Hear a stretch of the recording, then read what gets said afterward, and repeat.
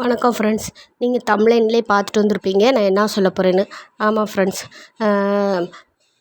Tailoring பற்றின tips and tricks, அப்புறம் கொஞ்சம் கொஞ்சம் மோட்டிவேஷன் தான். வேறு ஒன்றும் நான் சொல்ல போகிறதில்ல.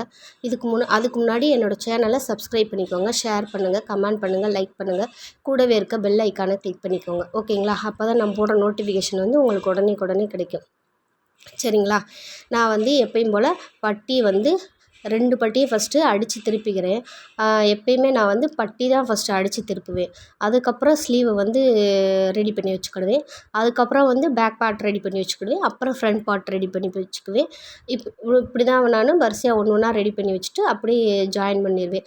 எனக்கு சாதா ப்ளவுஸ் தைக்க ஒரு 20 நிமிஷம் ஆகும். ஓகேங்களா? இந்த மாதிரி நான் ஸ்டிச் பண்ணும்போது நீங்களும் இந்த மாதிரி ஸ்டிச் பண்ணி பாருங்கள். அப்போ உங்களுக்கும் ஈஸியாக சீக்கிரமாக ஸ்டிச் பண்ண மாணிக்கு இருக்கும். ஓகேவா ஃப்ரெண்ட்ஸ்? நம்ம வந்து வாழ்க்கையில் வந்து எவ்வளவோ கஷ்டங்களை பார்த்துருப்போம், எவ்வளவோ தடைகளை பார்த்துருப்போம் இல்லைங்களா? அதெல்லாம் தாண்டி தான் நம்ம வந்திருப்போம். சரிங்களா? நானே எவ்வளவோ கஷ்டங்களை பார்த்துருக்கேன் என்னோடய வாழ்க்கையில். கல்யாணம் முடித்த புதுசுலலாம் எனக்கு ஒரு வேலையும் கைத்தொழில் எதுவுமே தெரியாது. நான் பாட்டுக்கு வந்து இருந்தேன். இவங்களை என்னோடய ஹஸ்பண்ட் பார்த்து நான் பயந்து, அவங்க என்ன சொன்னாலும் எங்கள் அம்மா வீட்டுக்கு போகக்கூடாதுன்னு சொன்னால் கூட பயந்துக்கிட்டு போகாமல் தான் இருந்தேன். அப்படி தான் இருந்தேன். அதுக்கப்புறமா தான் சரி நம்மளும் ஏதாவது ஒரு தொழில் பண்ணிக்கலாம் அப்படின்ட்டு நான் கைத்தொழில் கற்றுக்கலான்னு சொல்லிட்டு டெய்லரிங் கற்றுக்கிட்டேன். ஓகேங்களா? டெய்லரிங் கற்றுக்கும்போது ஃபஸ்ட்டு வந்து பக்கத்தில் இருக்கவங்களுக்கு ஸ்டிச் பண்ணி கொடுத்தேன். அப்புறம் அதை பார்த்து நிறையா பேர் என்கிட்ட ஸ்டிச் பண்ண வந்தாங்க. ஓகேங்களா? இந்த மாதிரி தான் என்னோடய டெய்லரிங் வந்து ஆரம்பிச்சிச்சு. ஓகேவா ஃப்ரெண்ட்ஸ்? இப்போ வந்து நான் பேக் பார்ட்டு அடிச்சிட்ருக்கேன். அதாவது ஃபஸ்ட்டு வந்து ஒரு 1/4 இன்ச்சு மடக்கி, அப்புறம் 1 இன்ச்சு மடக்கி, மொத்தம் 1½ இன்ச்சு விட்டுருப்போம் இல்லையா பட்டி அடிக்கிறதுக்கு, அந்த மாதிரி மடக்கி அடித்து பேக் பார்ட் ரெடி பண்ணி எடுத்து வச்சுக்கலாம். எடுத்து வச்சுட்டு அதுக்கப்புறம் வந்து நம்ம ஸ்லீவ் வந்து அடிக்கணும். பேக் பார்ட்டில் இப்போ வந்து ஸ்லீவ் வந்து அதே மாதிரி தான். ஸ்லீவ் வந்து 1½ இன்ச்சு விட்டுருப்போம் இல்லையா, ஒரு 1/4 இன்ச்சு நீங்கள் வேணால் ஒரு 1/4 இன்ச்சு மடக்கி அடிச்சுட்டு அதுக்கப்புறம் 1 இன்ச்சு மடக்கி அடிச்சுக்கோங்க எம்மிங் போடுறதுக்கு. அப்படி தான் அடிக்கணும். ஃபஸ்ட்டு 1/4 இன்ச்சு ஸ்லீவ் வந்து ஃபஸ்ட்டு 1/4 இன்ச்சு மடக்கி அடிச்சுட்டு அப்புறம் 1 இன்ச்சு வந்து மடக்கி அடிக்கணும். அது வந்து ஹெம்மிங் போடுறதுக்கு. ஹெம்மிங் போட்டுட்டு அந்த 1 இன்ச்சு மடக்கி அடித்தோம் இல்லையா, அதை பிரித்து விட்டுறணும். ஓகேங்களா? அந்த மாதிரி தான் நம்ம ஸ்லீவ் வந்து நான் ஸ்லீவை வந்து எப்பயுமே கட் பண்ண மாட்டேன். 2ஆக அப்படியே வச்சு தான் நான் ஸ்டிச் பண்ணுவேன். ஏன்னா இப்போ ஃப்ரண்ட்டு பேக் மாறிடும். அதனால் இந்த மாதிரி நம்ம வச்சு ஸ்டிச் பண்ணும்போது ஃப்ரண்ட்டு பேக் மாறுறதுக்கு சான்ஸே இல்லை. நம்ம ஸ்லீவ் அந்த மாதிரி அடித்து அதுக்கப்புறம் கட் பண்ணிட்டோம்னா நமக்கு ஈஸியாக இருக்கும். ஓகேங்களா? அந்த மாதிரி தான் நம்ம அடித்து திருப்பிக்கணும். சரிங்களா? கஷ்டங்கள் எல்லாமே எல்லாத்துக்கும் இருக்கும். நான் வந்து ஒரு 5 ரூபா காசுனாலும் என்னோடய ஹஸ்பண்ட்டை தான் கேட்கணும். எங்கள் பாப்பாவை தான் அனுப்பி விடுவேன். போ அப்பாட்ட காசை வாங்கிட்டு வா, அதுக்கு வேணும் இதுக்கு வேணும் அப்படின்னு சொல்லி தான் அனுப்பி விடுவேன். எனக்கே ரொம்ப கஷ்டமாக இருந்துச்சு. அப்புறம் டெய்லரிங் பழகினேன். ஏன்னா நம்மளும் ஒரு பொன் குழந்தை வச்சுருக்கோம். நம்மளும் வெளியில் எனக்கும் ப்ளவுஸ் தைக்கணும். என் பிள்ளை பெரிய பிள்ளையானா அந்த பிள்ளைக்கும் தைக்கணும். அப்படிங்கும்போது என்ன செய்யலாம், சரி நம்மளே பழகிக்கலாம் அப்படின்னு சொல்லிட்டு நான் வந்து டெய்லரிங் பழகினேன். ஓகேங்களா? பழகினேன். அதுக்கப்புறம் இப்போ நான் வந்து எதுக்குமே என்னோடய ஹஸ்பண்ட் கையை நான் எதிர்பார்க்குறதே இல்லை. முதல்லலாம் உங்கள் அம்மா வீட்டுக்கு போகக்கூடாது, அங்கே போனால் வராத அப்படின்னு சொன்னால் பேசாமல் இருந்துடுவேன். இப்போலாம் நான் வந்து தைரியமாக நான் அப்படி தான் போவேன். அங்கேயே இருந்துக்கிறேன் அப்படின்னு சொல்லிடுவேன். ஏன்னா நான் சொல்லிடுவேன், நான் வந்து யார் கையை எதிர்பார்க்கணும் அவசியமே கிடையாது. நான் கைத்தொழில் எங்கள் அம்மா வீட்டுக்கு போனாலும் எங்கள் அம்மா அப்பா கையை எதிர்பார்க்கணும் அவசியம் இல்லை, என் தம்பியை எதிர்பார்க்கணும் அவசியம் இல்லை. நான் தொழில் பண்ணுறேன். ஒரு நாளைக்கு 4 ப்ளவுஸ் தைச்சாலும் எனக்கு அது வந்து போதும். நான் வந்து யாரையும் எதிர்பார்க்கணும் அவசியமே இல்லை. அது மீறி நான் எதுக்கு போகணும்? நீங்கள் போங்க, தேவைன்னா உங்கள் அம்மா வீட்டுக்கு நீங்கள் போய்க்கோங்க அப்படின்னு சொல்லிடுவேன். ஏன்னா அந்த தைரியம் வந்து நான் வந்து ஒரு கைத்தொழிலை கற்றுக்கிட்டதுனால தான் எனக்கு அந்த தைரியம் வந்துச்சு. என் ஹஸ்பண்ட் கூட சொல்லுவார், நீ என்ன இப்போ வர வர ரொம்ப பேசுகிற அப்படின்னு சொல்லுவாங்க. என் கூட அவர் நல்லா பேசுவாங்க.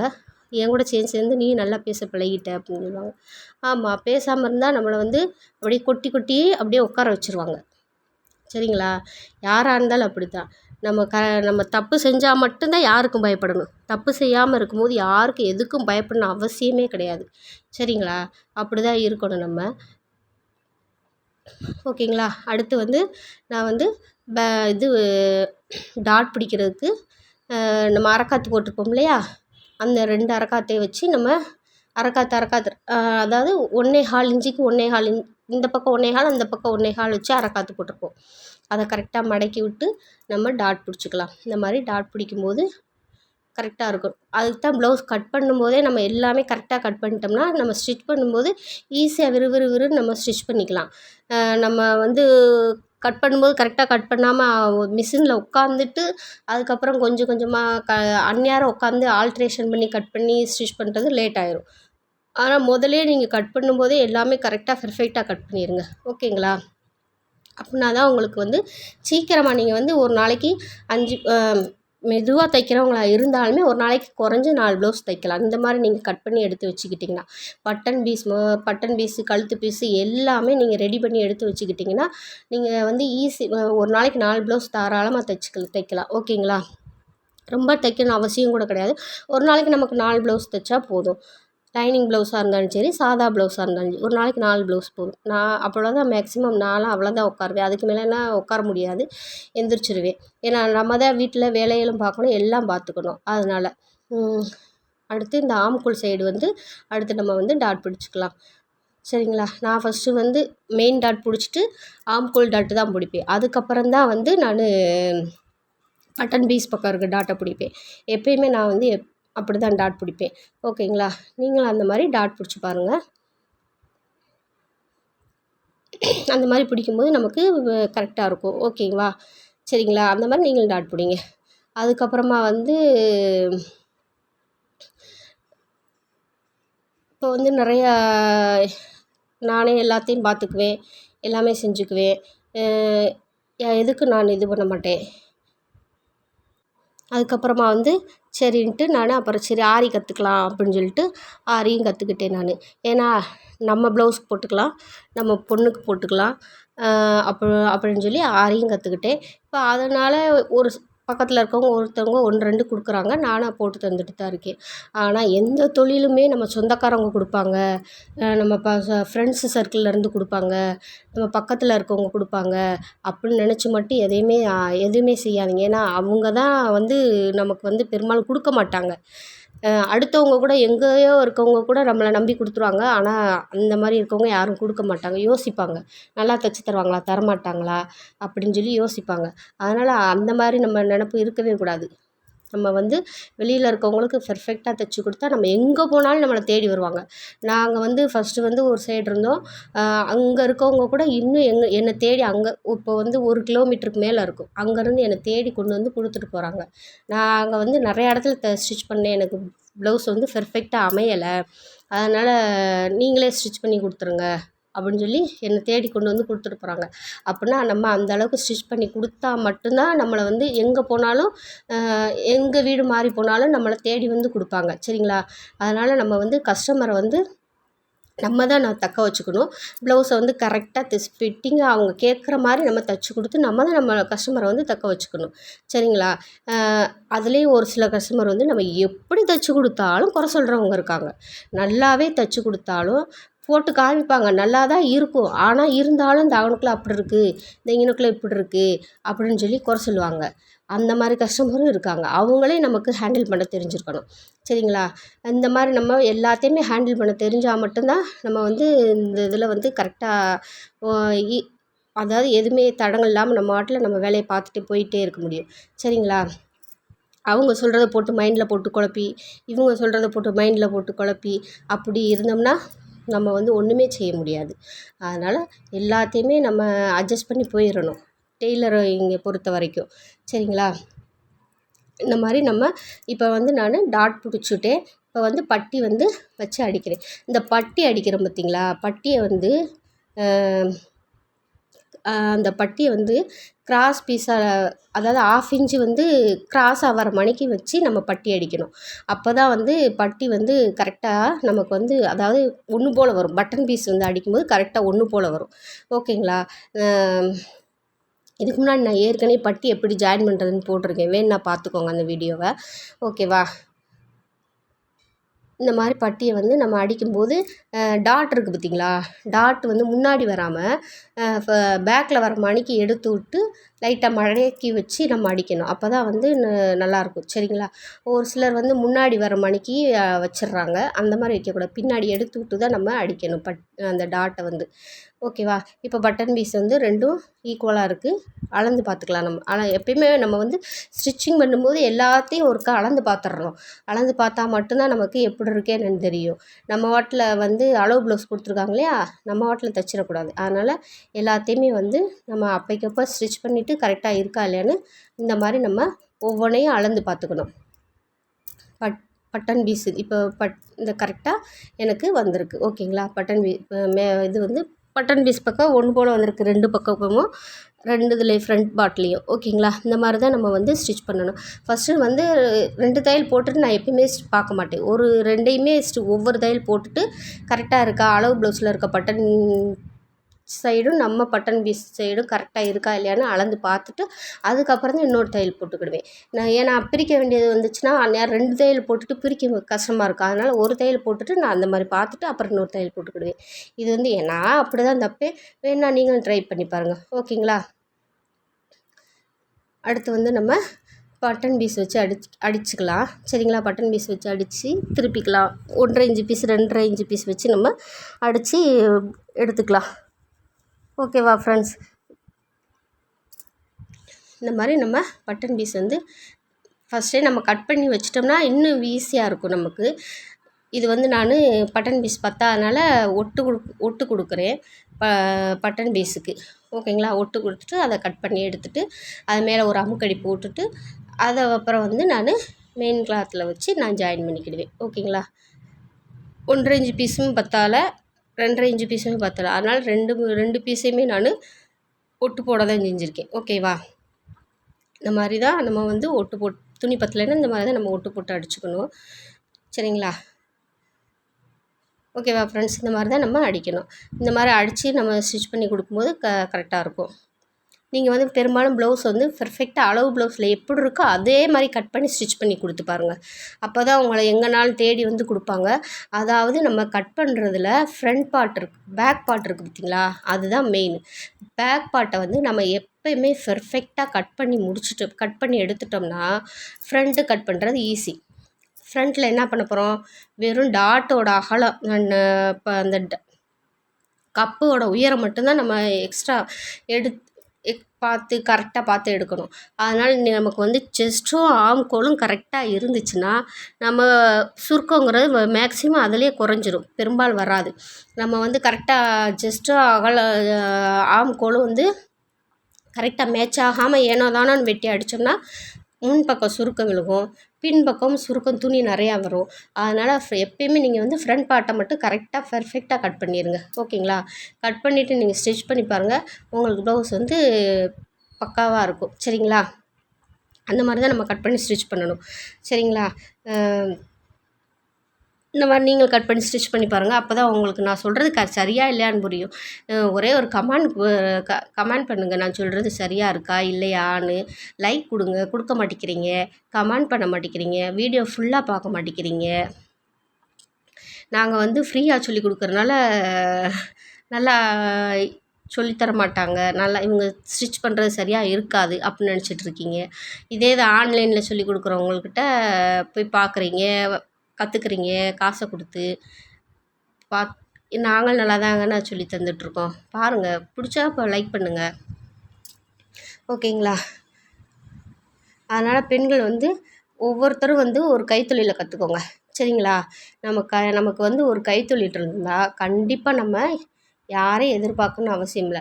நம்மளோட தேவையை நம்ம பூர்த்தி செஞ்சுக்கலாம். நம்ம வந்து எதுக்கெடுத்தாலும் நம்ம வீட்டில் வந்து நம்ம ஹஸ்பண்டை வந்து எதிர்பார்த்துருக்கணும் அவசியமே இல்லை. சரிங்களா? அதனால் நம்ம எப்பயுமே ஒரு கைத்தொழிலை கற்றுக்கணும். நம்ம காசு ஒரு 10 ரூபானாலும் நம்ம காசுன்னு இருக்கணும் குடும்பத்தில். அப்போ தான் நம்ம வந்து எதுனாலும் தைரியமாக பேச முடியும் நம்ம வீட்டிலையே. இல்லைன்னா ஒன்றும் சொல்ல முடியாது. என்ன சொல்லுவாங்க, நீயே வெட்டியாக இருக்க, நீ என்னத்துக்கு பேசுகிற நீயெல்லாம் அப்படின்னு கேட்பாங்க. அதனால் நம்ம வந்து பெண்கள் வந்து ஒரு கைத்தொழிலை கற்றுக்கணும், முன்னேறணும். நம்ம வா நம்மளை குடும்பத்தை நம்ம தான் பார்த்துக்கணும் அப்படிங்கிறது இருக்கணும். அதில் மெயினாக ஒன்று நம்ம சம்பாதிக்கிறோம் அப்படிங்கிறது இருக்கக்கூடாது. இது என் காசு, இது உன் காசு அப்படின்ற பிரிவினையும் இருக்கக்கூடாது. எல்லாமே நம்ம காசு. நம்ம குடும்பம்னா நம்ம வீட்டில் நம்ம நம்ம குழந்தைங்க, நம்ம ஹஸ்பண்டு, நம்ம தான் நம்ம குடும்பம். நம்ம குடும்பத்துக்கு தான் இந்த காசு. அப்படிங்கும்போது அதில் வந்து உன் காசு, என் காசுன்னு என்றைக்குமே பிரித்து பார்க்கக்கூடாது. அந்த மாதிரி பார்த்தோம்னா ஒன்றுமே செய்ய முடியாது. அப்போ தேவையில்லாத பிரச்சனை தான் வரும். அதனால் அந்த மாதிரி நம்ம பேசக்கூடாது. இது ஏன் சம்பாத்தியம், இது ஏன் காசு, என் காசில் தான் நீங்கள் இது பண்ணுறீங்க, அந்த மாதிரி பேசலாம் கூடாது. சரிங்களா? குடும்பத்துக்கு நம்ம செலவழிக்கிறோம், அவ்வளோதான். அதுக்காண்டி ரொம்ப பொறுமையாக இருக்க சொல்லலை. நம்ம பேசுகிற இடத்துல பேசணும். தேவையில்லாமல் இந்த மாதிரிலாம் நம்ம பேசக்கூடாது. அது வந்து அவங்களுக்கும் கஷ்டமாக தான் இருக்கும். சரிங்களா? அதனால் நம்ம அந்த மாதிரி பேசாமல் இருந்துக்கலாம். இப்போ வந்து பட்டன் பீஸ் வந்து இந்த பட்டன் பீஸ் வந்து பட்டன் பீஸ் அடிச்சுக்கிட்டு இருக்கேன். சரிங்களா? இந்த மாதிரி பட்டன் பீஸ் வந்து நல்லா ஒன்று போல் எடுத்து விட்டு நம்ம பட்டன் பீஸ் அடிக்கும்போது நீட்டாக பெர்ஃபெக்டாக இருக்கும். பட்டன் பீஸு எங்கேயும் எந்த சுருக்கமும் வராது. ஓகேங்களா? இந்த மாதிரி தான் நம்ம அடித்து திருப்பிக்கணும். பட்டன் பீஸ் ரெடி பண்ணிவிட்டு அதை வந்து ரெண்டையும் எக்ஸ்ட்ரா இருக்க கிளாத் அப்புறம் கட் பண்ணி விட்டுட்டு இப்போ ரெண்டையும் நம்ம ஒன்று போல் இருக்கா இல்லையான்னு பார்த்துக்கலாம் ஒருக்க. ஓகேங்களா? இந்த பார்த்துக்கோங்க. ரெண்டு பக்கமும் ஒன்று போல் இருக்குது. 2 பீஸுமே பட்டன் பீஸு ஒன்று போல் இருக்குது. இப்போ வந்து நம்ம 2.5 இன்ச்சு பீஸ் வச்சு அடிச்சிருக்கோம் இல்லையா, அதில் வந்து இன்னும் ஒரு தையல் எக்ஸ்ட்ரா வந்து போட்டுக்கலாம். போட்டுட்டு இனி அதை வந்து நம்ம பேக்கில் ஏற்கனவே பேக் ரெடி பண்ணி வச்சுருக்கோம் இல்லையா, அதில் வந்து நம்ம ஃப்ரண்ட்டை வச்சு ஷோல்டர் ஜாயின் பண்ணிக்கலாம். நம்ம அது மாதிரி ஷோல்டர் கட் பண்ணும்போதுமே ஃப்ரண்ட்டு கட் பண்ணிவிட்டு பேக் கட் பண்ணிவிட்டு ஃப்ரண்ட்டு கட் பண்ணுவோம் இல்லையா, அப்போ ஷோல்டரை வந்து ஃபஸ்ட்டே நம்ம கரெக்ட் பண்ணிடணும். அதாவது பேக்கில் வந்து நம்ம கட் பண்ணும்போது கழுத்தோட அகலம் எவ்வளோ இருக்குது, ஷோல்டரோட அகலம் எவ்வளோ இருக்குதுன்னு வச்சுருப்போம் இல்லையா, அதே மாதிரி ஃப்ரண்ட்லேயும் கரெக்டாக வச்சு அந்த ஆம்கோல் பாக்ஸ் போடுவோம் இல்லையா, அந்த பாக்ஸை போட்டு அதுக்கப்புறம் அதில் நம்ம ஃப்ரண்ட்டுக்கு வந்து 1.5 இன்ச்சு எடுத்திருப்போம் ஆம்கோல் ரவுண்டு வரைய, பேக்குக்கு வந்து 1.5 இன்ச்சு எடுத்திருப்போம் ஆம்கோல் ரவுண்டு வரைய, ஃப்ரண்ட்டுக்கு வந்து 1 இன்ச்சு எடுக்கணும். சரிங்களா? 1 இன்ச்சு எடுத்து அந்த ஆம்கோல் வளைவு வரைஞ்சி நம்ம முதலையே ஷோல்டர்லாம் கட் பண்ணிட்டோம்னா நம்ம ஸ்டிச் பண்ணும்போது முன்ன பின்ன வராது. அதாவது ஷோல்டரில் வந்து கழுத்து பக்கம் ஒன்று போல் வைக்கும்போது ஒரு ஷோல்டரில் வந்து ஒரு பக்கம் வந்து கூட இருக்கும், ஒரு பக்கம் கம்மியாக இருக்கும். அந்த மாதிரி ப்ராப்ளம்னால் நம்ம கட் பண்ணும்போதே அதை வந்து கரெக்ட் பண்ணிடலாம். அப்படிங்கும்போது நம்ம தைக்கும்போது அந்த திருப்பி அதை ஆல்ட்ரேஷன் பண்ணணும்னு அவசியமே இல்லை. நம்ம வாட்டில் விறுவிறுன்னு தைச்சிட்டு போயிடலாம். ஓகேங்களா? அதனால் கட்டிங்கை வந்து பெர்ஃபெக்டாக எப்பயுமே போட்டுட்டிங்கன்னா நீங்கள் ஸ்டிச்சிங் வந்து உங்களுக்கு பக்காவாக இருக்கும். யாரும் எந்த குறையும் சொல்ல மாட்டாங்க. அதனால் கட்டிங் வந்து மெதுவாக லேட்டானாலும் பரவாயில்ல, வேகமாக கட் பண்ணணும்னு அவசியம் இல்லை. லேட்டானாலும் பரவாயில்ல, பொறுமையாக மெதுவாக கட்டிங்கை வந்து 1/1 இன்ச் பை இன்ச்சாக அளவு ப்ளவுஸில் எப்படி இருக்குன்னு பார்த்து அதே மாதிரி நம்ம கட் பண்ணிட்டோம்னா நமக்கு வந்து ப்ளவுஸு வந்து ஃபினிஷிங் பக்காவாக இருக்கும். நம்ம கஸ்டமர் வந்து நம்ம எங்கே போனாலும் நம்மகிட்ட கொண்டு வந்து கொடுப்பாங்க. நம்ம கஸ்டமர் வந்து நம்மளை விட்டு போகவும் மாட்டாங்க. சரிங்களா? அதனால் நம்ம பெர்ஃபெக்டாக தைச்சி கொடுக்க ட்ரை பண்ணுங்கள். ஓகேங்களா? இந்த மாதிரி இப்போ வந்து கழுத்து பீஸ் நான் வந்து இது வந்து ஹெம்மிங் பண்ணலை, பைப்பிங் தான் வைக்க போகிறேன். ஓகேங்களா? கழுத்தை வந்து உருட்டி அடிக்க போகிறேன்.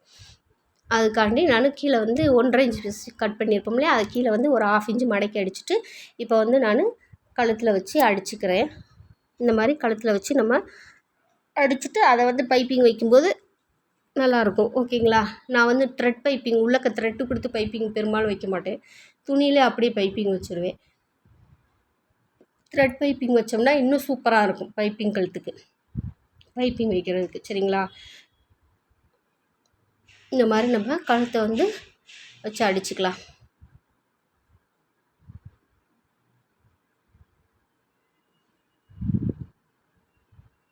இப்படி தான் மெதுவாக பொறுமையாக நம்ம வந்து கழுத்தை வந்து கழுத்தை வந்து இழுத்துட்டோன்னு வச்சுக்கோங்க, கழுத்து வந்து அகலம் கூடி போயிடும்.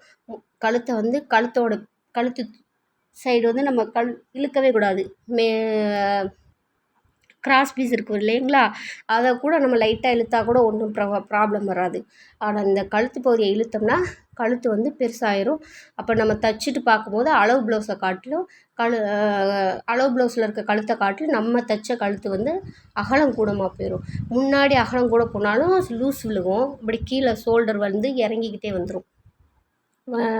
அது மாதிரி முன்னாடியுமே அகலம் போனாலுமே இந்த ஷோல்டர் இறங்கிக்கிட்டே தான் வரும். கலண்டுக்கிட்டே வந்துடும். அதனால் நம்ம மேக்ஸிமம் வந்து இழுக்காமல் வச்சு அடிக்கணும். அதே மாதிரி தான் ஸ்லீவும் நம்ம வந்து இழுக்கக்கூடாது. ஸ்லீவ் ஜாயின் பண்ணும்போதும் கரெக்டாக நான் வந்து ஷோல்டர்லேருந்து வச்சு தான் ஜாயின் பண்ணி வருவேன். அந்த ஷோல்டர்லேருந்து வச்சு ஜாயின் பண்ணும்போது ஸ்லீவை இழுக்காமல் அப்படியே அது எப்படி இருக்கோ அந்த படிக்கே நம்ம ஸ்டிச் பண்ணோம்னா தான் ஸ்லீவும் கரெக்டாக இருக்கும். இழுத்தோம்னா ஒரு மாதிரி திருகிக்கிட்டு இருக்க மாதிரி இருக்கும். கை வந்து முறுக்கிக்கிட்டு இருக்க மாதிரி இருக்கும். அதனால் கையையும் இழுக்கக்கூடாது. இழுக்காமல் வச்சு நம்ம ஸ்டிச் பண்ணி பழகணும். ஓகேங்களா? அந்த மாதிரி ஸ்டிச் பண்ணணும்னா நமக்கு வந்து ப்ராப்ளம் வராது கையிலையும். சரிங்களா? இந்த மாதிரி தான் நம்ம எப்போயுமே ப்ளவுஸ் வந்து அடிச்சுக்கணும். சரியா? இது மாதிரி உங்களுக்கு இன்னும் இந்த மாதிரி வீடியோ வேணுன்னா எனக்கு கமெண்டில் சொல்லுங்கள்.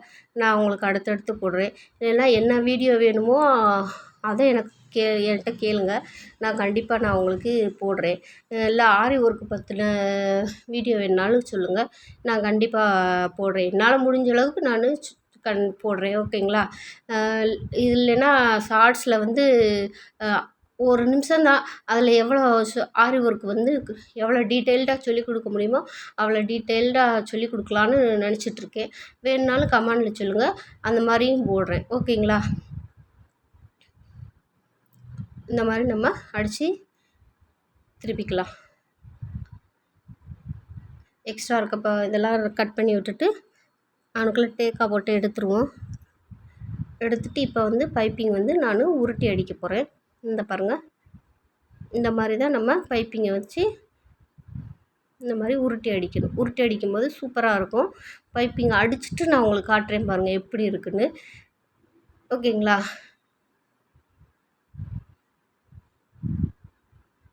இந்த மாதிரி நம்ம அடிச்சுக்கலாம். உங்களுக்கு இந்த வீடியோ பிடிச்சிருந்தா அவங்க ஃப்ரெண்ட்ஸ் அண்ட் ஃபேமிலிக்கு ரெக்கமெண்ட் பண்ணுங்கள், ஷேர் பண்ணுங்கள். ஓகேவா ஃப்ரெண்ட்ஸ்? இந்த மாதிரி பொறுமையாக தான் கழுத்துக்கு வந்து பைப்பிங் வச்சு அடிக்கும்போது ரொம்ப பொறுமையாக தான் நம்ம அடிச்சுட்டு வரணும். நம்ம வாட்டில் விறுவிறுன்னு அடித்தோம்னா அது வந்து கரெக்டாக அமையாது. இப்போ ரவுண்டு வந்து அதனால் ரொம்ப இப்போ எவ்வளோக்கு எவ்வளோ பொறுமையாக அடிக்கணுமோ அந்த பைப்பிங் அடிக்கும்போது அவ்வளோக்கு அவ்வளோ பொறுமையாக தான் நம்ம அடித்து வரணும். சரிங்களா? இந்த மாதிரி தான் நம்ம அடித்து வரணும்.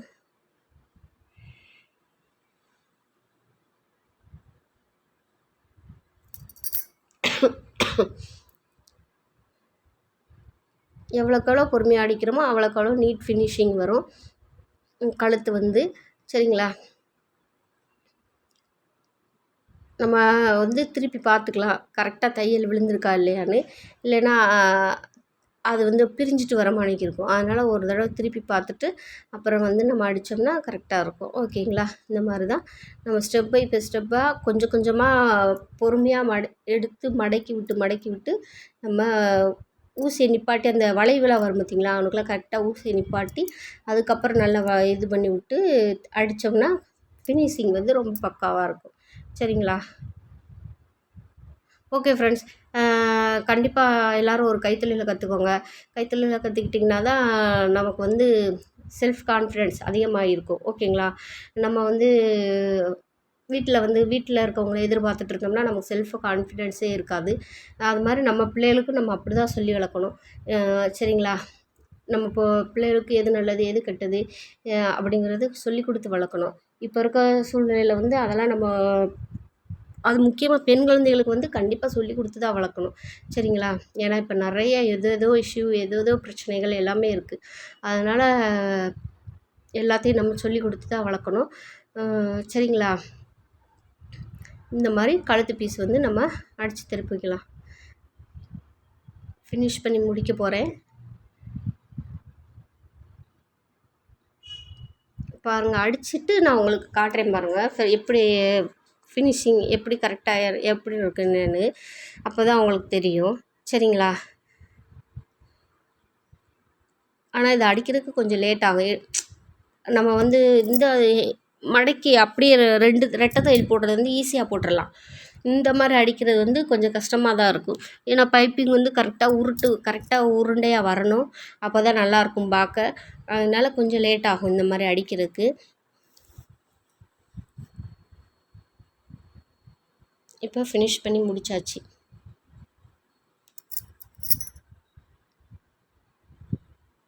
இந்த பாருங்கள், இந்த எக்ஸ்ட்ரா இருக்க நூலில் த்ரெட்லாம் கட் பண்ணி விட்டுட்டு நம்ம வந்து எப்பயுமே அந்த மாதிரி எல்லாமே ஃபினிஷாக கொடுக்கணுன்னா த்ரெட்டை ஃபுல்லாக நம்ம ஃபஸ்ட்டு கட் பண்ணி விட்டுறணும். எக்ஸ்ட்ரா இருக்க த்ரெட்டு ஃபுல்லாக நீட்டிகிட்டு இருந்துச்சுன்னா அதுவே அசிங்கமாக இருக்கும். ப்ளவுஸ் வந்து ஃபினிஷ் பண்ணி முடிச்சுட்டு எங்கெங்கே எக்ஸ்ட்ரா த்ரெட்டு தெரியுதோ அதை ஃபுல்லாக கட் பண்ணிவிட்டு ப்ளவுஸை பாருங்கள், சூப்பராக இருக்கும். ஃபினிஷிங் பக்காவாக தெரியும். ஓகேங்களா? அப்படியே கொடுத்தோம்னா கஸ்டமரும் வைவாங்க, என்ன இப்படிலாம் நூல் நீட்டிகிட்டு இருக்குது அப்படின்னு. அதனால் நம்ம அதெல்லாம் பார்த்து தான் இது பண்ணி தான் கொடுக்கணும். சரிங்களா? இப்போ வந்து நம்ம இந்த த்ரெட்டு இந்த பைப்பிங் வந்து எப்படி இருக்குன்னு பாருங்கள்.